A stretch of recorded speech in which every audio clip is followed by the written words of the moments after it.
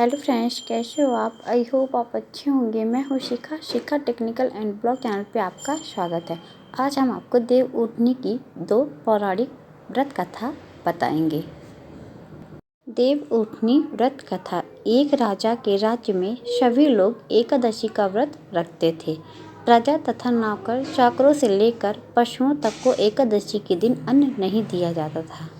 एक दिन किसी दूसरे राज्य का एक व्यक्ति राजा के पास आकर बोला, हे महाराज, कृपा करके मुझे नौकरी पर रख ले। तब राजा ने उसके सामने एक शर्त रखी। ठीक है, रख लेते हैं, किंतु रोज तो तुम्हें खाना को सब कुछ मिलेगा, पर एकादशी को अन्न नहीं मिलेगा। उस व्यक्ति ने उस समय हाँ कर ली, पर एकादशी के दिन जब उसे फलाहार का सामान दिया गया तो वह राजा के सामने जाकर गिड़गिड़ाने लगा, महाराज, इससे मेरा पेट नहीं भरेगा, मैं भूखा मर जाऊंगा, मुझे अन्न दे दो। राजा ने उसे शर्त की बात याद दिलाई, पर वह अन्न छोड़ने को राजी नहीं हुआ।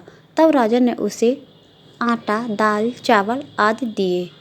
वह नित्य की तरह नदी पर पहुंचा और स्नान कर भोजन पकाने लगा। जब भोजन बन गया तो वह भगवान को बुलाने लगा, और भगवान, भोजन तैयार है। उसके बुलाने पर पीताम्बर धारण किए हुए भगवान चतुर्भुज रूप में आ पहुँचे तथा प्रेम से उसके साथ भोजन करने लगे। भोजन आदि करके भगवान अंतर्धान हो गए तथा वह अपने काम पर चला गया। 15 दिन बाद अगली एकादशी को वह राजा से कहने लगा, हे महाराज, मुझे 2 गुना सामान दीजिए। उस दिन मैं तो भूखा ही रह गया। राजा ने कारण पूछा तो उसने बताया कि हमारे साथ भगवान भी खाते हैं, इसलिए हम दोनों के लिए ये सामान पूरा नहीं होता। यह सुनकर राजा को बड़ा आश्चर्य हुआ। वह बोला, मैं नहीं मान सकता कि भगवान तुम्हारे साथ खाते हैं। मैं तो इतना व्रत रखता हूँ, पूजा करता हूँ, पर भगवान ने मुझे कभी दर्शन नहीं दिए। राजा की बात सुनकर वह बोला, हे महाराज, यदि विश्वास न हो तो साथ चलकर देख लें। राजा एक पेड़ के पीछे छिपकर बैठ गया। उस व्यक्ति ने भोजन बनाया तथा भगवान को शाम तक पुकारता रहा, परंतु भगवान ना आए। अंत में उसने कहा, हे भगवान, यदि आप नहीं आए तो मैं नदी में कूदकर प्राण त्याग दूंगा। लेकिन भगवान नहीं आए। तब वह प्राण त्यागने के उद्देश्य से नदी की तरफ बढ़ा। प्राण त्यागने का उसका इरादा जान शीघ्र ही भगवान ने प्रकट होकर उसे रोक लिया और साथ बैठकर भोजन करने लगे। खा पीकर वे उसे अपने विमान में बिठाकर अपने धाम ले गए। यह देख राजा ने सोचा कि व्रत उपवास से तब तक कोई फायदा नहीं होता जब तक मन शुद्ध न हो। इससे राजा को ज्ञान मिला। वह भी मन से व्रत उपवास करने लगा और अंत में स्वर्ग प्राप्त हुआ। देव उठनी एकादशी की दूसरी कथा। एक राजा था, उसके राज्य में प्रजा सुखी थी। एकादशी को कोई भी अन्न नहीं बेचता था, सभी फलाहार करते थे। एक बार भगवान ने राजा की परीक्षा लेनी चाहिए। भगवान ने एक सुंदर रूप धारण किया तथा सड़क किनारे पर बैठ गए।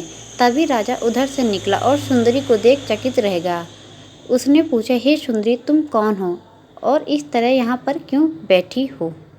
तब सुंदर स्त्री बने भगवान बोले, मैं निराश्रित हूँ, नगर में मेरा कोई जान पहचान नहीं है, किससे सहायता मांगूं? राजा उसके रूप पर मोहित हो गया।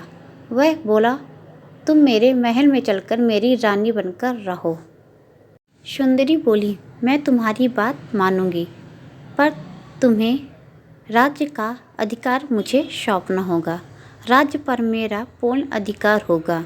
मैं जो भी बनाऊंगी तुम्हें खाना होगा। राजा उसके रूप पर मोहित था, अतः उसकी सभी शर्त स्वीकार कर ली। अगले दिन एकादशी थी। रानी ने हुक्म दिया कि बाजारों में अन्य दिनों की तरह अन्न बेचा जाए। उसके घर में मांस, मछली आदि पकवाए तथा परोस कर राजा से खाने के लिए कहा। यह देख राजा बोला, रानी, आज एकादशी है, मैं केवल फलाहार ही करूँगा।